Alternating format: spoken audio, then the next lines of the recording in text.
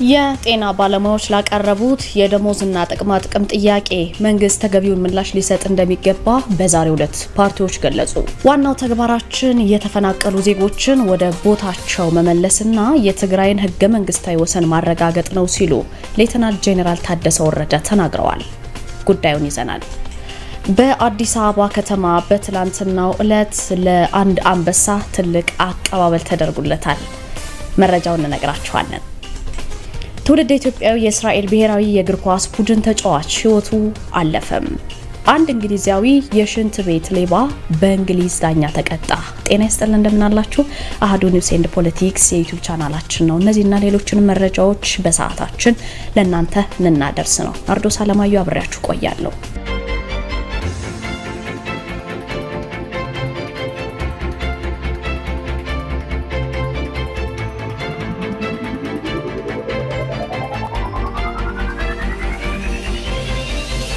ወደ ቀዳሚው መረጃ አለፍኩኝ። የጤና ባለሙያዎች ላቀረቡት የደሞዝና ጥቅማ ጥቅም ጥያቄ መንግስት ተገቢውን ምላሽ ሊሰጥ እንደሚገባ ፓርቲዎች አሳስበዋል። በአንድ ሳምንት ውስጥም ከ80 የሚበልጡ ሐኪሞች ታስረዋል። በኢትዮጵያ የሚስተዋሉ መልከ ብዙ የመልካም አስተዳደር ችግሮች እንግዲህ በሚፈለገው ልክ ትኩረት ባለመሰጠቱ ችግሩ ከፍ ወዳለ ደረጃ መድረሱን በወቅታዊ ሀገራዊ ጉዳዮች ላይ ፓርቲዎች በጋራና በተናጠል በመሆን እንግዲህ ባወጡት መግለጫ ነው ይሄንን ያስታወቁት።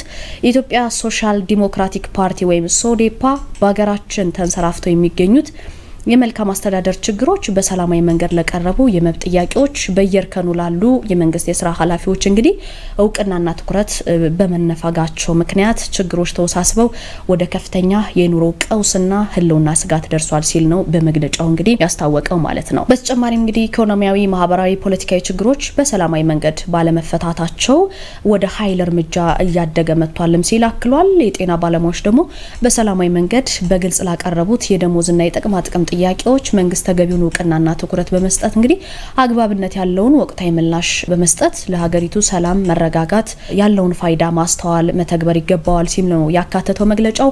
በተጨማሪም የትግራይ ጦርነት ካደረሰው ጥፋት እልቂት በመማር ያለውን የሰው ህይወት የተረፈውን የሰው ህይወት የንብረት ውድመት ማዳን የውስጥና የውጭ መፈናቀሎች በአፋጣኝ የሚቆምበትን ሁኔታ የሚፈጥሩትን ሁሉን አካታቸውን ውይይቶችን ሀቀኛ ድርድሮችን በማካሄድ በፍጥነት እንዲጀምርም መንግስት ለውይይት እና በድርድሩ አድማሱን በማስፋት ደግሞ በቁርጠኝነት የማመቻቸት እርምጃ እንዲወስድም ጠይቋል ማለት ነው። በተመሳሳይ እንግዲህ የጤና ባለሙያዎች በሶሻል ሚዲያ ላይ በተለይ የተራገበ የሚገኘው ጥያቄያቸውን በሶሻል ሚዲያም እያሰሙ ይገኛሉ። የጤና ባለሙያዎች የሚያገኙት ገቢ ራሳቸውንም ቤተሰቦቻቸውንም ማኖር እንዳልቻለ ገልጸዋል። ለአንድ ወር ያህል ጥያቄ ሲያቀርቡ ነበረ። ከመንግስት በኩል ተገቢ ምላሽ አልተሰጣቸውም ብሏል። መኢአድ በበኩሉ ኢሃፓም እናት ፓርቲም አማራ ጊዮናዊ ንቅናቄም የትብብሩ ፓርቲዎች በዛሬው ዕለት እንግዲህ በጋራ ሆነው ነው ይህንን መግለጫ ወጡት። በጤና ባለሙያዎች ዙሪያ ፓርቲዎቹ በመግለጫቸው እንግዲህ መብት ጠያቂ የጤና ባለሙያዎችና ተጠያቂ መንግስት መካከል በውይይትና መግባባት ሊፈታ ባልቻለ የደሞዝና ጥቅማ ጥቅም ቀደም ሲል ሲገለጹ በነበሩት ደሞዝና ጥቅማ ጥቅም ናቸው። በእነዚህ ጥያቄዎች መካከል እንግዲህ ችግሩ ሰላባ የሚሆነው የታችኛው የማህበረሰብ ክፍል መሆኑ ሊጠን ይገባል ሲል አሳስበዋል። በጋራ ሆነው እነዚህ ፓርቲዎች መንግስት ለጤና ባለሙያዎች እንግዲህ ጥያቄ የጠየቁትን ጥያቄ ተገቢውን ትኩረት ሰጥቶ ዛሬ ነገ ሳይል ጊዜ ሳይሰጥ በአስቸኳይ መፍትሄ እንዲሰጥም የባለሙያዎችን ጥያቄም በሰለጠነ በተማረ መልኩ በንግግር ለመፍታት ደግሞ ከመሞከር ይልቅ መንግስት እስርን ጨምሮ ሌሎች ያልተገቡ እርምጃዎችን ከመውሰድ ፈጽሞ እንዲቆጠብ ያሰራቸውን ሐኪሞችንም ያለ ምንም ቅድመ ሁኔታ እንዲፈታ ሲሉም ጠይቀዋል። ፓርቲዎች እንግዲህ ዶክተር ደረጀ ዱጉማ ከኢቲቪ ጋር ባደረጉት ቆይታ መንግስት የጤና ባለሙያዎችን ዘላቂ ተጠቃሚነት ለማረጋገጥ የጀመራቸው ስራዎችን አጠናክሮ እንደሚቀጥል የጤና ሚኒስትር ዴታው ገልጸው ነበር። ትላንትና ሚኒስትር ዴታው ከኢቲቪ ጋር ቆይታ ነበራቸው። በአንዳንድ አካባቢዎች እንዲሁም በጤና ባለሙያዎች ዘንድ የታየው እንቅስቃሴ የሙያ ቃል ኪዳንን ያላከበረ መሆኑንም ጠቅሰዋል። እሳቸው ባለሙያዎችም ሊመለሱ ይገባል የሚሏቸውን ጥያቄዎች ስራ በማቆም ሳይሆን የተሰጣቸውን ኃላፊነት ወይም ሀገራዊ ኃላፊነት በአግባቡ በመወጣት ሊሆን እንደሚገባም ተናግረዋል። የጤና አገልግሎት እንዲቋረጥ ማድረግ ደግሞ በፍጹም ተቀባይነት የለውም ሲሉ ሚኒስትር ዴታው ተደምጠዋል። ይህን የሰብአዊነት ድንጋጌና የሙያ ቃል ኪዳን ጥሰው በስራ ገበታቸው ላይ ያልተገኙ የጤና ባለሙያዎች በህጉ መሰረት እርምጃ እንደሚወሰድባቸው ነው የተናገሩት። እንግዲህ የጤና ባለሙያዎች ጥያቄ አሁን የመጣ ሳይሆን ለአመታት ሲንከባለል ሲጠየቅ የቆየ ጉዳይ ነው። ይሄንን ሚኒስትር ዴኤታው አንስተዋል። መንግስት በእነዚህ አመታት እንግዲህ ጥያቄዎቹን ለመመለስ ደግሞ በርካታ ስራዎችን ሲሰራ መቆየቱንም ተናግረዋል ማለት ነው። ላብነት በቅርቡ በህዝብ ተወካዮች ምክር ቤት ጸድቆ ወደ ስራ የገባው የጤና አስተዳደር አዋጅ እንግዲህ የጤና ባለሙያዎችን ያመጣት ጥያቄ በሂደት ምላሽ ለመስጠት እንደሚያስችልም ገልጸዋል። እሳቸው ትላንትና ከኢቲቪ ጋር ያደረጉት ቆይታም በተለያዩ ሶሻል ሚዲያዎች ሲዘዋወር ነበር። በአዋጁ መሰረት እንግዲህ የጤና ባለሙያዎች ነፃ የጤና አገልግሎት የሚያገኙበት አሰራርና ተያያዥ ጉዳዮች ወደ ተግባር ለማስገባት እንግዲህ እየተሰራ ነው ብለዋል ዶክተር። በተለይም የጤና ሙያተኛውን በጥቅማ ጥቅምና በሌሎች ሁኔታዎች ሊደግፉ የሚችሉ ተግባራቶች ደግሞ እየተከናወኑ እየተፈጸሙ እንደሚገኝም ነው ሚኒስትር ዴኤታው የጠቆሙት ማለት ነው። እንግዲህ እነዚህ ፓርቲዎች በዛሬው ዕለት ያወጡት መግለጫ ይሄን ይመስላል። ዋናው ተግባራችን የተፈናቀሉ ዜጎችን ወደ ቤታቸው መመለስና የትግራይን ህገ መንግስታዊ ወሰን ማረጋገጥ ነው አሉ ሌተናል ጄኔራል ታደሰ ወረደ። የትግራይ ክልል ጊዜያዊ አስተዳደር ፕሬዝዳንት እንግዲህ ሌተናል ጄኔራል ታደሰ ወረደ ዋናው ተግባር ዜጎችን ወደ ቤታቸው መመለስና የትግራይን ህገ መንግስታዊ ወሰን ደግሞ ማረጋገጥ ነው ብለዋል። ፕሬዝዳንቱ ይሄን ያሉት በኢትዮጵያ አሜሪካ አምባሳደር ኤርቪን ማሲንጋ ጋር በዛሬው ዕለት ተገናኝተው በወቅታዊ ጉዳዮች ላይ እንግዲህ ውይይት ባደረጉበት ጊዜ ነው። አሃዱ በዘገበው መሰረት በውይይቱ እንግዲህ የጊዜያዊ አስተዳደሩ ፕሬዝዳንት በክልሉ የተፈናቀሉ ዜጎችን የመመለስ የትግራይን ድንበር ደግሞ የማረጋገጥ ጉዳይ ቀዳሚ ጉዳይ መሆኑን ገልጸዋል። ይህንን መሰረታዊ ፍላጎት እንግዲህ ለማሟላት ደግሞ የሚደረግ ጥረት አለ። በዛ ጥረት ውስጥ ደግሞ ያለው እንቅፋት ቀላል አይደለም ብለዋል ጄኔራሉ። በፕሪቶሪያ ስምምነት መሰረት እንግዲህ ሁሉንም ጥያቄዎች ከፌደራል መንግስት ጋር በመነጋገር ለመፍታትም እየሰራን ነው ብለዋል። በኢትዮጵያ አሜሪካ አምባሳደር ኤርቪን ማሲንጋ ደግሞ የትግራይ ጊዜያዊ አስተዳደር የፕሪቶሪያ ስምምነትን በአግባቡ ተግባራዊ እንዲያደርግም መንግስታቸው አስፈላጊውን ድጋፍ እንደሚያደርግም ገልጸውላቸዋል። በመጨረሻ እንግዲህ በቀጣይ ትኩረት ሊሰጣቸው በሚገቡ ጉዳዮች ላይ ደግሞ ሰፊ ውይይት በማድረግ ውይይቶችን በማካሄድ በሁሉም ጉዳዮች ላይ የጋራ መግባባት ላይ መድረሳቸውንም ከፕሬዝዳንት ጽፈት ቤቱ የተገኘው መረጃ ነው የሚያመለክተው። በትግራይ እንግዲህ የስራ ጉብኝት በማድረግ ላይ የሚገኙት ኤርቪን ማሲንጋ ከሰሞኑ በምርጫ ቦርድ ከፖለቲካ ፓርቲነት ከተሰረዘው የህወሓት አመራሮች ጋር መወያየታቸው ተገልጿል ማለት ነው። አምባሳደሩ ከህወሓት ሊቀመንበር ዶክተር ደብረጽዮን ገብረሚካኤልና ሌሎች የፓርቲው ከፍተኛ አመራሮች ጋር መወያየታቸው ታውቋል። የአምባሳደሩ ከፓርቲው ሊቀመንበር ዶክተር ደብረጽዮን ገብረሚካኤልና ከህወሓት ጽፈት ቤት ወይዘሮ ፈትለወርቅ ገብረ እግዚአብሔር ጋር ተገናኝተው መወያየታቸው ነው የታወቀው። በተጨማሪ ደግሞ አምባሳደር ኤርቪን ማሲንጋ የሽሬ ሜይዱሞ የተፈናቃዮች መጠለያንም ጎብኝተዋል ማለት ነው። በዚህ ጉዳይ ላይ እንግዲህ ሌተናል ጄኔራል ታደሰ ወረደ ይሄንን ብለዋል ማለት ነው። በአዲስ አበባ ከተማ በትላንትናው ዕለት አንበሳው ትልቅ አቀባበል ተደርጎለታል። በ6 ኪሎ አካባቢ በሚገኘው አንበሳ ግቢ ውስጥ እንግዲህ ሁለት ያረጁ አንበሶች እንደነበሩ የሚታወስ ነው። በመጨረሻው ጊዜ በ6 ኪሎ አንበሳ ግቢ ከዚህ ቀደም 10 አንበሶች፣ ዝንጀሮዎች፣ ጦጣዎች፣ ሌሎችም በርካታ የዱር እንስሳት ነበሩ። በርካታ ሰዎች ይዝናኑበት ነበር። የ6 ኪሎ አንበሳ ግቢን ከሌሎች መዝናኛ ስፍራዎች ደግሞ ያው እንደምታውቁት ለየት የሚያደርገው በርካታ ብርቅዬ የዱር እንስሳት በውስጡ ይዞ መቆየቱ ነው። ይህ 2 ምዕታትን እንግዲህ 2 አመታትን የፈጀው ይህ የምትመለከቱት አዲሱ ዙ ፓርክ የንግድ ሱቆችም የመገቢያ ካፌዎችንም የሚያካትት ሆነ ነው የሚያሳየው። እንግዲህ ስለ አንበሳ ስልናነሳ ወደ ቪዲዮ ከመሄዳችን በፊት አንበሳ ማለት ያው ጡት አጥቢ የእንስሳ መደብ ነው። ከግዙፍ ድመቶች ከሚባሉት 4 አራዊቶች ይመደባል። እንግዲህ በአፍሪካ፣ በኢትዮጵያ፣ በህንድ እንዲሁም ደግሞ በሌሎች የኤሲያና በደቡብ አውሮፓ ሀገራት እየጠፋ ያለ የሚባል እንስሳ ነው። እንግዲህ በተለይ አንበሳ ግቢ የብዙዎች ትዝታ ይመስለኛል። ህፃናትን ይዞ ለመሄድ ለማዝናናት በቃ ከፍተኛ ሚና የነበረው ግቢ ነው። በብዙዎች ትዝታ ላይ ያለ ነገር ነው። ወላጆችም በብዛት ልጆቻቸውን ይዘው ይሄዱ ነበር። እዛ የሄደ ሰው ደግሞ ለማስታወሻ ፎቶ ይነሳም ነበር። ነገር ግን ይህ ቦታ በ6 ኪሎ የብዙዎች የልጅነት ትውስታ ሆኖ አልፏል። በኮሪደር መልሶ ልማት ተውቦ ደግሞ በመጠናቀቅ ላይ ይገኛል ማለት ነው። ትላንትና እንግዲህ ለአንበሳው እየተደረገ ከፍተኛ አቀባበል መነጋገሪያ ሆኗል። አንበሳው አዲስ አበባ ሲገባ አቀባበል ተደርጎለታል። ከዚህ በኋላ እንግዲህ አዲሱ ዙ ፓርክ አዲስ አንበሳ አግኝቷል ማለት ነው። አንበሳው እንግዲህ ይህ አቀባበል ይግባው ማይግባው ባይታወቅም በማሲንቆ በሞተረኛ በተሽከርካሪ አጀብ ታጅቦ ነው የገባው እንግዲህ ፈገጋስ ብሎናል አንበሶችን የሚተካ ይሆን ከዚህ በፊት የነበሩትን አንበሶች አስተዋወሰን የሚሉ ሰዎችም አሉ ይህ አንበሳ እንግዲህ ለብዙ ሰዎች መነጋገሪያ ሆኗል ቪዲዮውን አይተን እንመለስ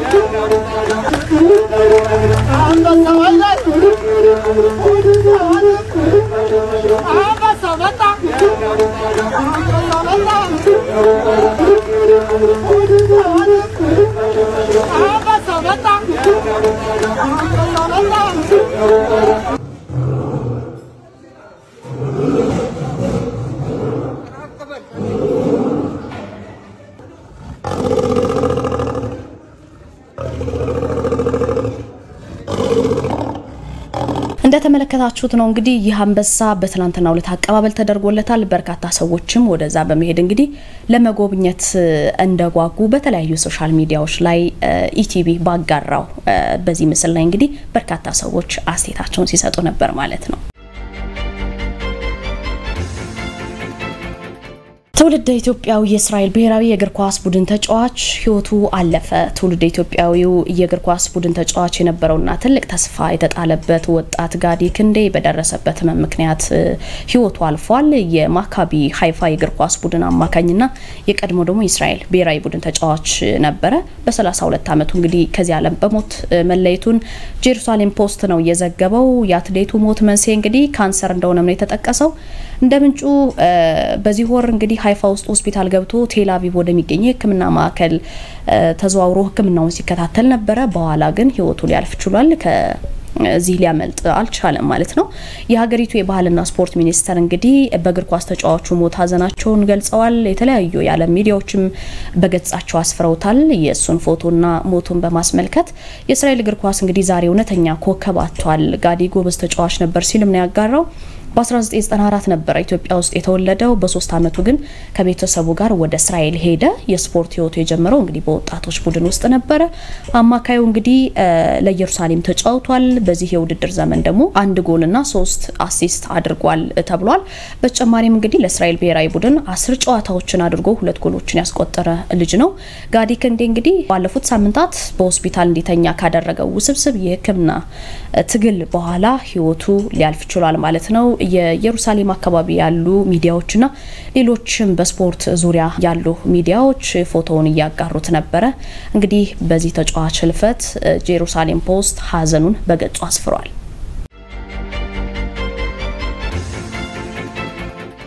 አንድ የእንግሊዛዊ የሽንት ቤት ሌባ በእንግሊዝ ዳኛ ተቀጥቷል እንግሊዛዊው የሽንት ቤት ሌባ ፍሬድሪክ ዶይ የተባለ ግለሰብ ነው እንግዲህ ብዙ አይነት ስርቆቶች አሉ የዚህ ግን መነጋገሪያ ሆኗል የሽንት ቤት ሲንክ በተለምዶ ከወርቅ የተሰራ ያንን ይዞ በመስረቁ በእንግሊዝ ዳኛ ተቀጥቷል ማለት ነው እጅግ ጥንታዊና ከወርቅ የተሰራውን የሽንት ቤት መቀመጫ ለመሸጥ በመሞከሩ ነው ይሄ ቅጣት ወዲያው የተበየነበት ይሰው በ2019 ከንጉሳውያን ቤተሰብ ጥንታዊ ቤተ መንግስት የተሰረቀውን ባለወርቅ የሚያምር የሽንት ቤት መቀመጫ የምትመለከቱትን በማሻሻጥ በመርዳቱ በኦክስፎርድ አካባቢ ፍርድ ቤት እንዲቀርብ ተደረገ ከዛ በኋላ የስራት ቅጣት ተጣለበት ማለት ነው ዳኛው እንደገለጹት ከሆነ ግለሰቡ 4.74 ሚሊዮን ፓውንድ የሚገመት ዋጋ ያለውና ከ18 ካራት ወርቅ የተሰራውን ይሄንን የሽንት ቤት መቀመጫ ከሰረቁት ሰዎች ጋር በመሆን ለማሻሻጥ ሲል እንደተያዘ ነው የተነገረው በወቅቱ የታሪካዊ ቅርሳችን በተሰረቀበት ጊዜ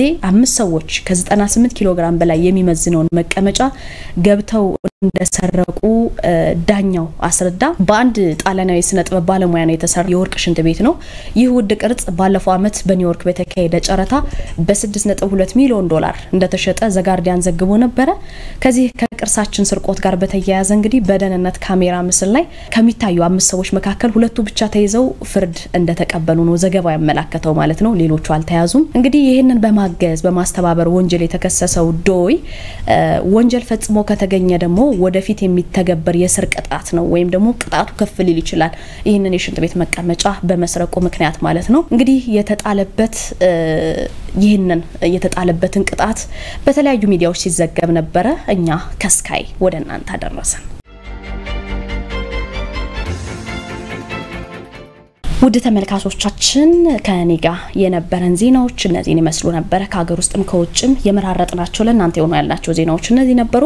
አሁን ደግሞ የጤና ባለሙያዎች ላቀረቡት የደሞዝና ጥቅማጥቅም ጥያቄ መንግስት ተገቢውን ምላሽ ሊሰጥ እንደሚገባ ፓርቲዎች ስለመግለጻቸው፣ በስደተኞች መጠለያ ጣቢያ ውስጥ ደግሞ 1.5 ኪሎ ግራም የሚመዝን አደንዛዥ እጽ ስለመያዙ፣ ቢሮው ከጎዳና ላይ የሚነሱ ዜጎች የሚቀርብላቸውን የስራ አማራጮች አለመቀበላቸው እንቅፋት እንደሆነበት ስለማስተዋወቁና ሌሎችንም የሀገር ውስጥና የውጭ መረጃዎችን ባልደረባይ ታሪኩ ጋሹ ከአሃዱ ስቱዲዮ እናንተን ይጠብቃችኋል። ወደ አሃዱ ስቱዲዮ ልምራችሁ።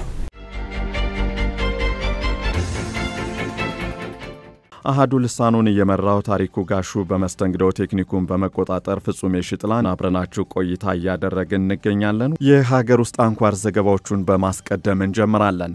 የከፍተኛ ትምህርት ተቋማት በበጀት እጥረት ምክንያት የቀዶ ሕክምና ትምህርት ክፍላቸውን እየዘጉ መሆኑ ተገለጸ። በቀዶ ሕክምና ላይ የሚሰሩ ባለሙያዎች ቁጥር መቀነሱ የተገለጸ ሲሆን ምክንያቱ ደግሞ የከፍተኛ ትምህርት ተቋማት በበጀት እጥረት ሳቢያ የቀዶ ሕክምና ትምህርት ክፍላቸውን እየዘጉ መሆናቸውን ተከትሎ ነው ሲል የኢትዮጵያ የሕክምና ማህበር ለአሃዱ አስታውቋል። የማህበሩ ፕሬዝዳንት አቶ ዮናታን ዳኛው ለአሃዱ እንደተናገሩት ካለፉት 2 እና 3 ዓመታት ጀምሮ ወደ ቀዶ ሕክምና ትምህርት ክፍል የሚገቡ ተማሪዎችም ሆነ በስራ ላይ የሚገኙ ሐኪሞች ቁጥር ቀንሷል ሲሉ ገልጸዋል። ለረጅም ዓመታት ትምህርታቸውን ሲከታተሉ የቆዩ የቀዶ ሕክምና ዶክተሮች ከተመረቁ በኋላ የሚያገኙት ክፍያ ተመጣጣኝ አይደለም በሚልም ከሀገር እንደሚወጡም ጠቁመዋል። ሐኪሞች ቁጥር ከቀን ከጊዜ ወደ ጊዜ ያው የቀነሰበት ምክንያት ምንድነው? ዋናው ምክንያት ለምሳሌ መሪያ ሐሳቡ ስንሳለህ ለምሳሌ በማንኛውም ሰው ዲግሪ ይዛላ የመጀመሪያ ዲግሪ በሕክምና ይዛላ በነርስ ሊሆን ይችላል፣ በሚድዋይፈሪ ሊሆን ይችላል፣ ወይም በጤና መኮንን ሊሆን ይችላል። በዋናነት እነዚህ ናቸው። እነዚህ በማስተርስ ደረጃ ተምረው ነው የድንገተኛ ቀዶ ሕክምና ወይም አይሶ የምንለው ማለት ነው። ያ አሁን ቁጥሩ ከጊዜ ወደ ጊዜ የቀነሰበት ምክንያት አንዳንድ ዩኒቨርሲቲዎች ዲፓርትመንቱን በመዝጋታቸው በማቆማቸው ምክንያት እንግዲህ ምናልባት ዩኒቨርሲቲዎች ለምን አቆሙ የሚለው ከበጀት ጋር ሊሆን ይችላል፣ ሌላ ተያያዥ ጉዳዮች ሊነሱ ይችላል። ግን በዋናነት ያለው እውነታ ይሄ ነው። በተጨማሪም የከፍተኛ የትምህርት ተቋማት የቀዶ ሕክምና ትምህርት ክፍላቸውን ከማጠፍ ይልቅ እንዲያስቀጥሉ መንግስት ተመጣጣኝ በጀት መመደብ አለበት ሲሉም አሳስበዋል። አፋጣኝ የቀዶ ሕክምና ባለሙያዎች በተለይ ገጠራማው ክፍል ላይ የበርካታ ዜጎችን ህይወት የሚታደጉ በመሆናቸው መንግስት ትኩረት ሊሰጥበት ይገባል ሲሉ ፕሬዝዳንቱ አጽንኦት ሰጥተዋል። ቢሮው ከጎዳና ላይ የሚነሱ ዜጎች የሚቀርብላቸውን የሥራ አማራጮች አለመቀበላቸው በስራው ላይ እንቅፋት እንደሆነበት አስታወቀ።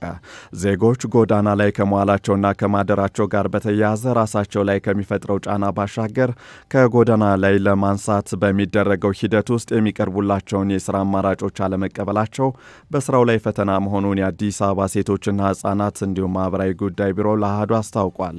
ውሎና ዳራቸውን ጎዳና ላይ ያደረጉ አብዛኞቹ ዜጎች ከሱስ ጋር የሚኖሩ እንደሆነ የገለጹት በቢሮው የማህበራዊ ሴፍቲኔትና ኑሮ ማሻሻያ ዳይሬክቶሬት ዳይሬክተር ቢንያም ግርማ ናቸው።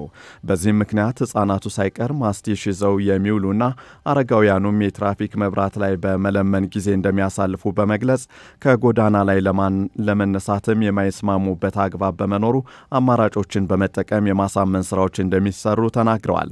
በዚህም መሰረት ህፃናቱን ወደ ማቆያና ቤተሰቦቻቸው መቀላቀልን ጨምሮ ወጣቶችን በማገገሚያ ማዕከላት ከገቡ በኋላ የስራ ዕድል እንደሚፈጠር የገለጹት ዳይሬክተሩ በዚህ ሂደት ግን የተቋም አገልግሎትና የስራ ትስስር መፍጠር የሚችል ስምምነታቸውን መስጠት ባለመቻላቸው የስራ ዕድሉ ተጠቃሚ ያልሆኑ አሉ ብለዋል። አረጋውያንን በሚመለከትም ወደ መርጃ ተቋማት በመግባት በዘላቂነት ገብታችሁ ኑሩ የሚለው ላይ የሚስማሙ እንዳሉ ሁሉ ሐሳቡን የማይቀበሉ ስለመኖራቸውም ገልጸዋል። ከጎዳና ላይ ተነስተው ወደ ማገገሚያ ተቋም ከገቡ በኋላም ውስጥ ለመቆየት ፈቃደኛ ለመሆንና ወዲያው ለመውጣት መፈለግን የመሳሰሉ ችግሮች በሰፊው ይታያሉ ብለዋል። በመሆኑም ካሉባቸው ችግሮች እንዲወጡ የተወሰነ ጊዜ እንደሚፈልግና ከ1 እስከ 3 ወር ድረስ ተቋሙ ውስጥ እንዲቆዩ በማድረግ የተለያዩ ድጋፎች እንደሚሰጡም ገልጸዋል። ይህ የሚሆነውም ጎዳና ላይ ከተለማመዱ ሱስ ጋር በተያያዘ እንደሆነ ገልጸው ከማህበረሰቡ በኩልም የስነልቦና ድጋፍ እንደሚያስፈልጋቸው ጠቁመዋል። በመሆኑም ከጎዳና ላይ ለመነሳት ፈቃደኛ የማይሆኑ ዜጎችን በሚመለከት አስገድደን ወደ ተቋም አናስገባም ሲሉ የገለጹት ዳይሬክተሩ ነገር ግን ፈቃደኛ አይደሉም በሚለው ብቻ ሳይሆን ፈቃደኛ እንዲሆኑ በተደጋጋሚ እነሱን በማግኘት የማሳመንና የማወያየት ስራ እንደሚሰራም አስታውቀዋል። በተያዘው በጀት ዓመት ውሎና ዳራቸውን ጎዳና ላይ ያደረጉ ከ27000 በላይ ዜጎች ከጎዳና ላይ እንዲነሱ ስለመደረጉ አሃዱ መዘገቡ ይታወሳል። በስደተኞች መጠለያ ጣቢያ ውስጥ 1.5 ኪሎ ግራም አደንዛዥ እጽ መገኘቱ ተገለጸ። በአሶሳ ዞን ሆሞሻ ወረዳ በክቡር 40 ስደተኞች መጠለያ ጣቢያ ውስጥ 1.5 ኪሎ ግራም የሚመዝን አደንዛዥ እጽ በቁጥጥር ስር መዋሉን የዞኑ ፖሊስ መምሪያ አስታውቋል። በዞኑ በርካታ የስደተኞች መጠለያ ጣቢያዎች እንደሚገኙ ያስታወሱት የዞኑ ፖሊስ መምሪያ የወንጀል መከላከል ዋና ስራ ሂደት ኮማንደር አብዱል ማሩፍ ማህዲ አካባቢው ከሱዳን ጋር የሚዋሰን በመሆኑ የአደንዛዥ እጽ ዝውውር እንደሚስተዋልበትም ለአሃዱ ተናግረዋል። በዚህም ግንቦት 11 ቀን 2017 ዓ.ም የተያዘው 1.5 ኪሎ ግራም የሚመዝን አደንዛዥ እጽ አንዱ ማሳያ መሆኑን ገልጸዋል። የተያዘው እጽ በአንዲት ግለሰብ አማካኝነት ለሽያጭ የተዘጋጀ እንደነበርም ተናግረዋል። ከዚህ በፊት በተሰሩ የቁጥጥር ስራዎች የተለያየ መጠን ያለው አደንዛዥ እጽ መያዙንም ገልጸዋል። በተለይም ለዚህ ወንጀል ድርጊት የሚጠቀሙባቸው ህገወጥ ተሽከርካሪዎች ጭምር በቁጥጥር ስር መዋላቸውንም አክለው ገልጸዋል። የቁጥጥር ስራው የክልሉ ፖሊስ ኮሚሽን አድማ ብተናን ጨምሮ በቅንጅት እየተሰራ መሆኑን የተናገሩት ዋና የስራ ሂደት አዛዡ አደንዛዥ እጽ ለወንጀል መባባስ ምክንያት መሆኑንም ጠቁመዋል። የጤና ባለሙያዎች ላቀረቡት የደሞዝና ጥቅማ ጥቅም ጥያቄ መንግስት ተገቢውን ምላሽ ሊሰጥ እንደሚገባ ፓርቲዎች ገለጹ። በአንድ ሳምንት ውስጥ ከ80 የሚበልጡ የሕክምና ባለሙያዎች ለስር መዳረጋቸውም ተጠቁሟል። በኢትዮጵያ የሚስተዋሉ መልከ ብዙ የመልካም አስተዳደር ችግሮች በሚፈለገው ልክ ትኩረት ባለመሰጣታቸው ችግሩ ከፍ ወዳለ ደረጃ መድረሱን የገለጹት በወቅታዊ ሀገራዊ ጉዳዮች ላይ ፓርቲዎች በጋራና በተናጠል ባወጡት መግለጫ ነው። የኢትዮጵያ ሶሻል ዲሞክራቲክ ፓርቲ ሶዲፓ በሀገራችን ተንሰራፍተው የሚገኙት የመልካም አስተዳደር ችግሮች በሰላማዊ መንገድ ለሚቀርቡ የመብት ጥያቄዎች በየእርከኑ ያሉ የመንግስት የስራ ኃላፊዎች እውቅናና ትኩረት በመንፈጋቸው ምክንያት ችግሮች ተወሳስበው ወደ ከፍተኛ የኑሮ ቀውስና ህልውና ስጋት ደርሰዋል ሲል ገልጿል። እንዲሁም ኢኮኖሚያዊ፣ ማህበራዊና ፖለቲካዊ ችግሮች በሰላማዊ መንገድ ባለመፈታታቸው ወደ ኃይል እርምጃ እያደገ መጥቷል ብለዋል። ስለሆነም የጤና ባለሙያዎች በሰላማዊ መንገድ በግልጽ ላቀረቡት የደሞዝና ጥቅማ ጥቅም ጥያቄ መንግስት ተገቢውን እውቅናና ትኩረት በመስጠት አግባብነት ያለውን ወቅታዊ ምላሽ በመስጠት ለሀገሪቱ ሰላምና መረጋጋት ያለውን ፋይዳ ማስተዋልና መተግበር ይገባዋል ብለዋል። በተጨማሪም የትግራይ ጦርነት ካደረሰው ጥፋትና እልቂት በመማር ያለውን የሰው ህይወትና የንብረት ውድመት ማዳን፣ የውስጥና የውጭ መፈናቀሎች በአፋጣኝ የሚቆሙበትን ሁኔታ የሚፈጥሩ ሁሉን አካታች ውይይቶችና ሀቀኛ ድርድሮች የሚካሄዱ ሂደቶችን በፍጥነት እንዲጀምርና መንግስት ለውይይትና ድርድሩ አድማሱን በማስፋት በቁርጠኝነት የማመቻቸት እርምጃ እንዲወስድም ጠይቋል። በተመሳሳይም የጤና ባለሙያዎች የሚያገኙት ገቢ ራሳቸውንና ቤተሰቦቻቸውን ማኖር እንዳልቻለ ገልጸው ለአንድ ወር ያህል ጥያቄ ሲያቀርቡ ቢቆዩም ከመንግስት በኩል ተገቢው ምላሽ አልተሰጣቸውም ያሉት መኢአድ፣ ኢሃፓ፣ እናት ፓርቲና አማራ ጊዮናዊ ንቅናቄ የትብብር ፓርቲዎች ትናንት በጋራ ባወጡት መግለጫ ነው። መብት ጠያቂ የጤና ባለሙያዎችና ተጠያቂ መንግስት መካከል በውይይትና መግባባት ሊፈታ ባልቻለ የደሞዝና ጥቅማ ጥቅም ጥያቄ መካከል የችግሩ ሰለባ የሚሆነው የታችኛው ማህበረሰብ መሆኑ ሊጤን ይገባል ሲሉም ገልጸዋል።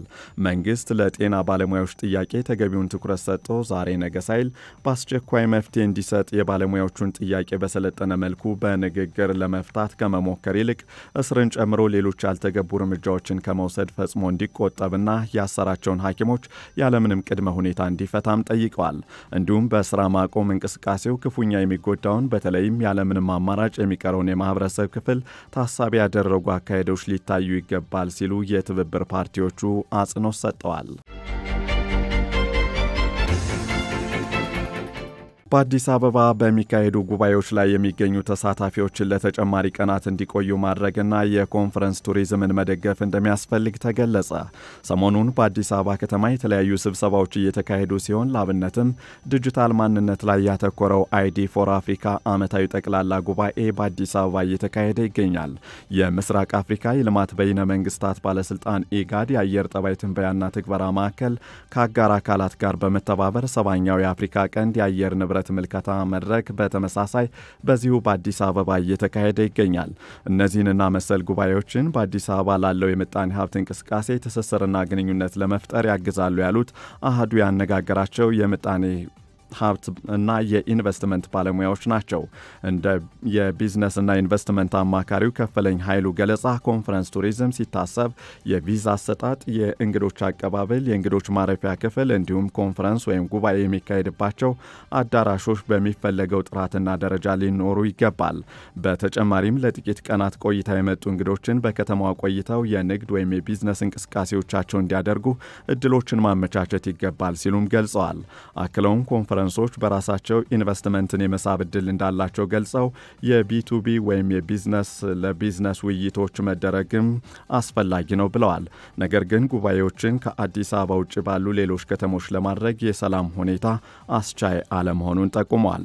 የቀደመውን ባለሙያ ሐሳብ የሚጋሩት ሌላው የምጣኔ ሀብት ባለሙያ እንዳይላሉ ሰለሞን ጉባኤዎች በራሳቸው የምጣኔ ሀብቱ እንቅስቃሴ ላይ በጎ ተጽዕኖ የሚያሳድሩ ናቸው ይላሉ።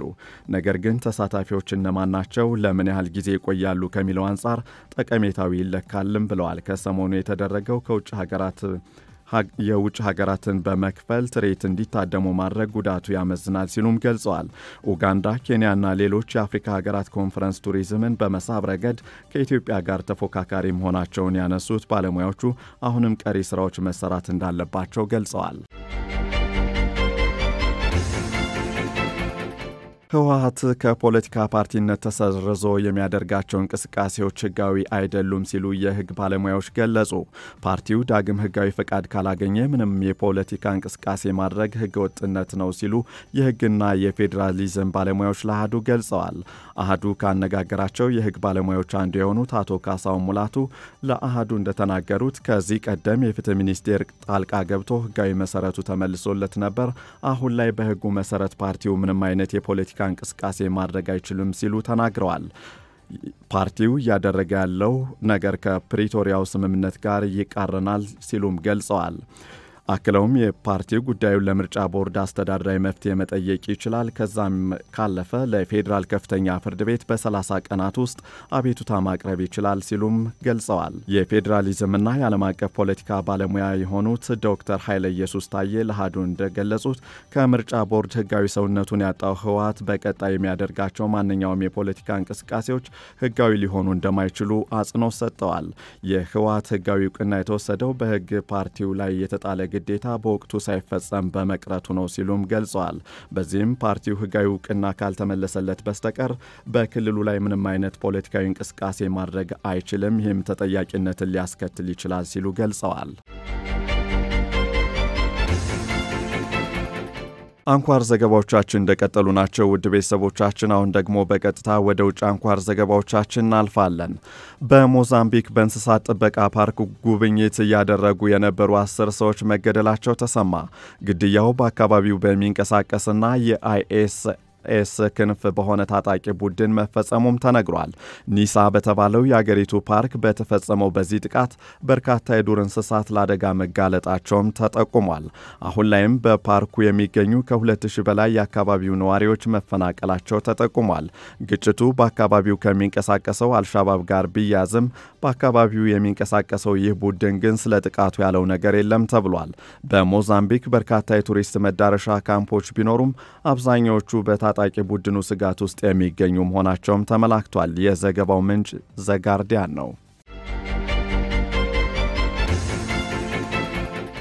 ሞስኮ ኪየቭን ሙሉ ለሙሉ ለመጠቅለል እየሰራች መሆኑን የሩሲያ ባለስልጣን ጠቆሙ።